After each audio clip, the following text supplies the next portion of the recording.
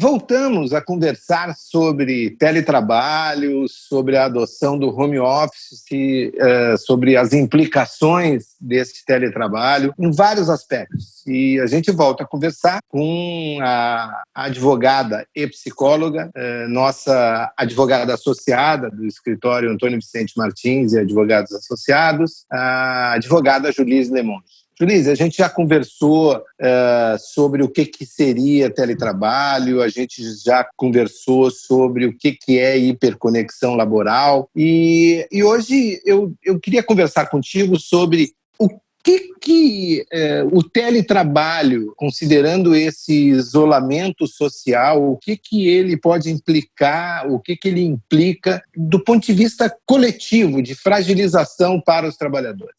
Oi, Vicente, tudo bem? A gente tem que pensar o teletrabalho também, os impactos sociais dele, atentando que ele descentraliza os trabalhadores. Então, há um contato muito menor entre os trabalhadores para que eles identifiquem problemas e demandas em comum. Então, o que é mais fácil? Quando os trabalhadores estão laborando no estabelecimento do empregador, eles veem, isso aqui é um direito que está sendo violado, isso aqui está difícil para mim. Eles acabam se comunicando e construindo juntos reivindicações e alternativas. E isso fica muito pulverizado no teletrabalho, porque o contato é muito menor, é diferente até às vezes nem se conhecem pessoalmente ou acabam tratando só mais das próprias demandas e não tratam tanto das dificuldades. Então a gente tem que pensar essa manutenção do teletrabalho, de que forma manter os laços de solidariedade entre os trabalhadores e de que forma eles podem compartilhar as experiências que eles estão tendo para que então compreendam o trabalho que eles estão realizando, o ambiente, as dificuldades, e esse coletivo não se esvazie nessa conjuntura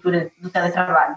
É importante que eu acho que quando a gente fala assim da importância do coletivo como ambiente de trabalho, a gente não só fala do ponto de vista de criar laços de fraternidade, de relacionamento dos trabalhadores, do ponto de vista até de construir reivindicações, etc., mas também de construir soluções para as próprias empresas e para os problemas vinculados à produção nas empresas, né? Uhum. Então, porque muitas vezes a gente diz assim, a gente não consegue muitas vezes visualizar ou mensurar o quanto é importante o ambiente coletivo de trabalho para a solução de problemas que são vinculados à própria produção da empresa, né? Às vezes são os trabalhadores que conseguem visualizar que aquela disposição de mesas ou da linha de montagem de uma determinada fábrica ou de mesas de um determinado ambiente de trabalho, ela está errada e está dificultando a produção.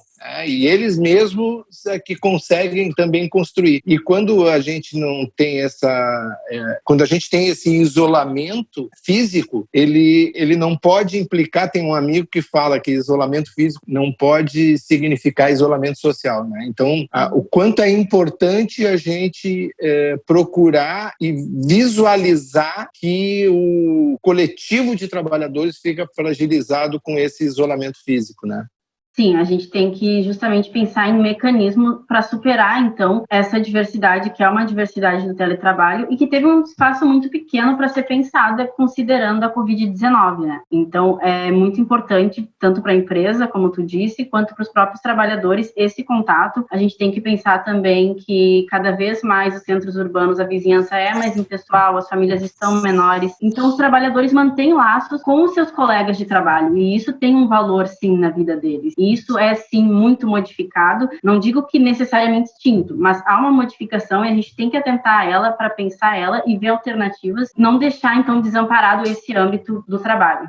E entender também que esse isolamento social, a gente não consegue talvez ter uma perspectiva histórica até de saber o quanto esse isolamento físico, né, e que também tem sido um isolamento social, o quanto isso pode prejudicar a saúde dos trabalhadores do ponto de vista de transtornos mentais, né, Julise? Sim, porque além do próprio isolamento que já acompanha o teletrabalho, a gente também está num cenário de isolamento em que a gente não pode nem buscar apoio na vizinhança, em que a gente é recomendado o tempo inteiro a ficar o mais separado possível, e temos que pensar nisso. Muitas pessoas que às vezes estão passando por um processo de adoecimento e precisam dessa rede de apoio para superar um quadro de depressão, um quadro de ansiedade, ela é ainda mais isolada e vulnerabilizada. Então a gente tem que atentar muito para isso e as empresas têm que atentar muito também para os empregados que estão enfrentando algum tipo de problema nesse sentido.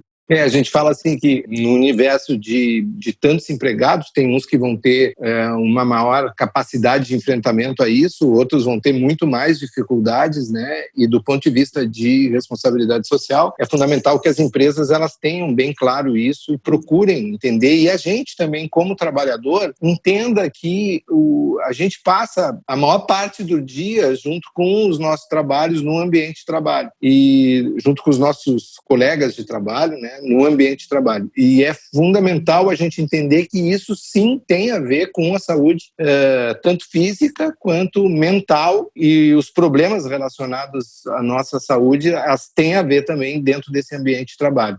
Com certeza. Bom, Julise, obrigado. A gente volta a conversar ainda esta semana. A gente está fazendo uma série de conversas com a Julise relacionadas ao teletrabalho, a alguns aspectos do teletrabalho. Volta a conversar ainda essa semana. Acompanhe as nossas mídias, as nossas redes sociais para ver esse debate, essas conversas que temos tido aqui nos nossos canais. Obrigada, Vicente.